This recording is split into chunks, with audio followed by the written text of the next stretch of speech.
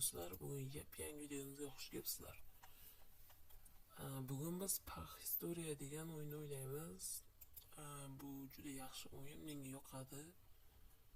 Chunki bu men oldin o'ynaganim, sizga ko'rsataman buni.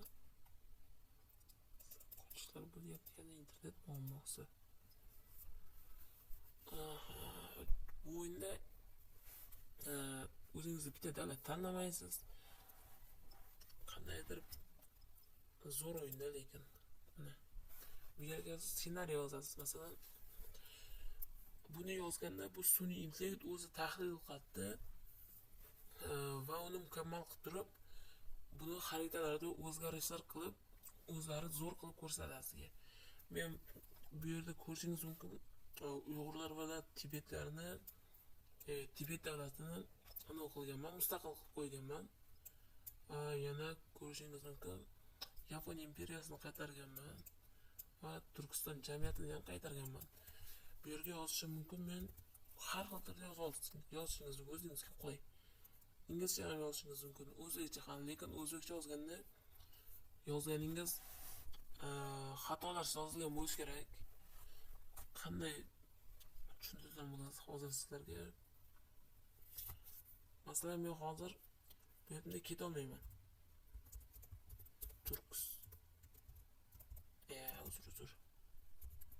Turkiston jamiyati Rossiyaga urush ochdi. Buni yozsangiz qabul qilmaydi. Men ko'rganman, hozir buni nega jo'natib beryapti desangiz, bir tangalar bor menda. Shu tangalarim ishlatilib ketib qolishi mumkin. Buni bekorga ishlatib olishni xohlamayman. Bu tangalar har kuni yangilanadi. Har kirganingizda sizga oz miqdorda qo'shib beradi. Bu bizning bayrog'imiz. Uzr. Ko'ramiz kerak. Mana bu bizning bayrog'imiz, kichkina ko'rishingiz mumkin. Biz bu yerga masalan bunday yozamiz. Iroq, Kuvayt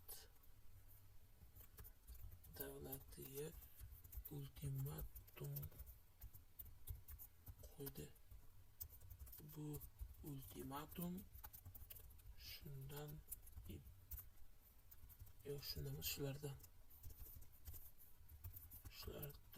iborat. Uzr do'stlar. Iborat edi. Shu yerda biz bunday yozamiz.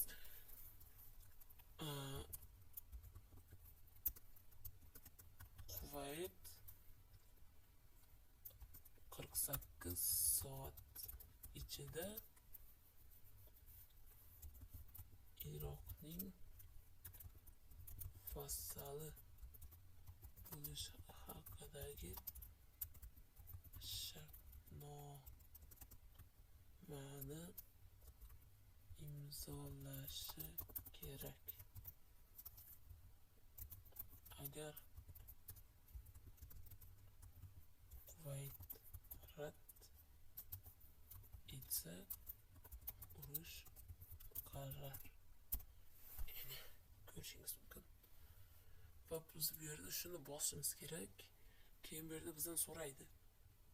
1 yilga vaqtni o'tkazishimiz mumkin. Bu tavsiya bermayman, chunki sizni bu yer ko'rib turgan tangalaringizdan ko'p qismi ishlab tashlaydi. Men mana bir haftalik tanlayman. Keyin yo'qotib so'raymiz. Bu har bir qilganingizda 5 ta yoki 6 ta tangalarni oladi. Men hozir bitta. 5-6 olmaydi, sir 0.5 ta shunaqadan oladi. Mana bu yerda ko'rishingiz mumkin, Iroq ultimatumga Kuvaytga ultimatum qo'ydi. Bir balolar. Endi biz ko'ramiz. Kuvayt Iroqning ultimatumini shu so'zni aytishdan qiynalaman. Farq yo'q. Mana bunisini Kuvayt amiri Iroqning qo'ygan ultimatumini rad etdi. Agar urush ochilsa, ular taslim bo'lmasligini va hech qachon vassal bo'lmasligini aytishdi. Bu Bag'dodda o'tkazilar ekan nimadir.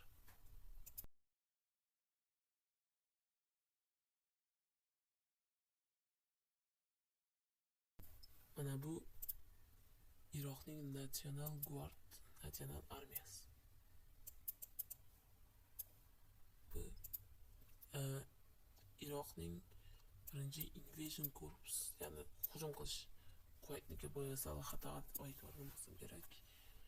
Fall of Outcrest. Bir kunda taslim bo'lishdi. Kuvayt endi yo'q. National Guard parchalandi. Iraq occupation, regional powers quest annexation, the conquest of Qanshaqar, Middle East, and bir e'tibor bermaymiz. Gulf Shift bizga aloqasi yo'q bilan. Endi qaytamiz. Ko'rishingiz mumkin. Men Germaniyani Polshaga o'xshatishga majburlagandim. Yana endi biz bu yerda yoza olamiz. Kichkina yozishga. Isroil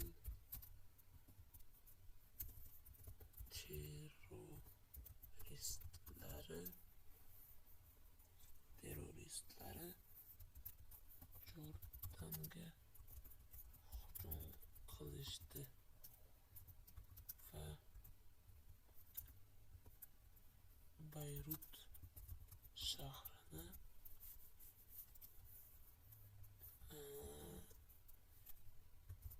aholisini qirib yuborishdi. 20% deb qo'yamiz. Bu Beyrut degan sal adashdim. Poytaxti ularni Isroilni hech qachon davlat demayman. Yana ko'ramiz bu yerda Turkiya konferensiyasi, Confederation, jamiyat, Turkiston jamiyati. Afrikaga hali hech narsa qilganim yo'q. Yani yozamiz. Polshaning armiyasi zaiflashdi, ammo chekinmadi va Germaniya kuchlarini ortga chekintirish uchun armiyasini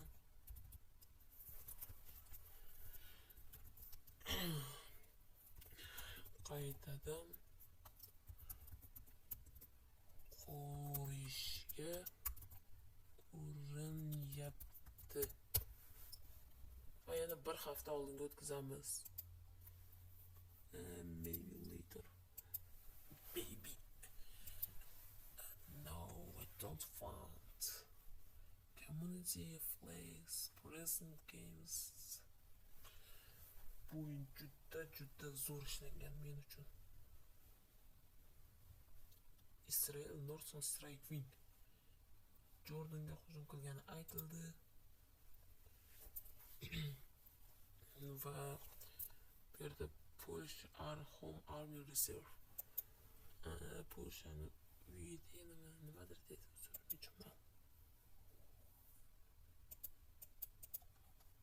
Nimadir o'zgardi. Mana.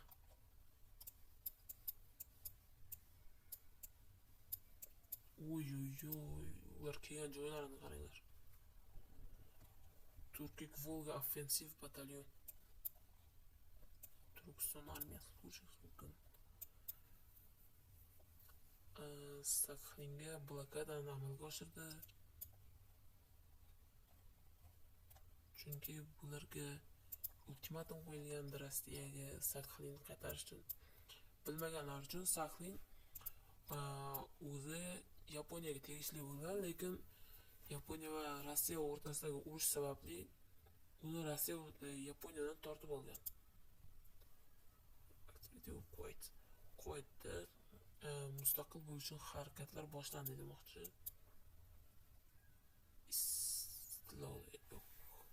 Mana bu yerda ko'rishingiz mumkin Turkiya o'zinglar o'qinglar. Industrial diktorat, poytaxt, konferensiya, referendum, assambleyasi, ekonomikasi. Hammasi mana shu yerda. Poytaxt Toshkent. Atomic research boshlandi уже. Joint Uzbek Kyrgyz Army Patrol. Tushunmagan bo'lsangiz, bu birlashma armiya, qo'shma armiya degan. Yana o'tkazamiz. Polish, no, uzr. Polsha emas ekan. Endi ko'rish nima qilamiz bu yerda?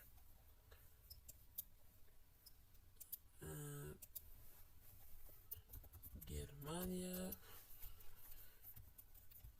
o'z armiyasining 90%ni kuchlarini Polsha tomon jo'natdi.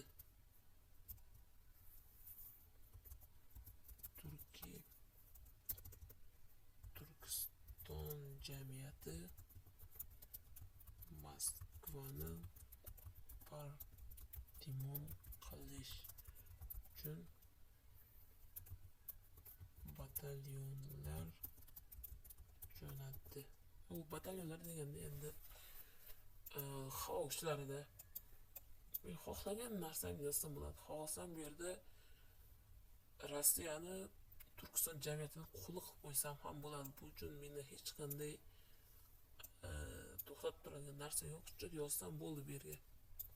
Men agar unday qilsam men qizig'i qolmaydi, shuning uchun sekin-sekin qilyapman. O'zi yaratishni boshlamiz. Kim biladi shu davlatni? Transistor hali ham bular bilmaganlar uchun bu davlat hali ham SSRning qandaydir bir vassal sifatida hozir Germaniya tomonidan yo'q, Rossiya tomonidan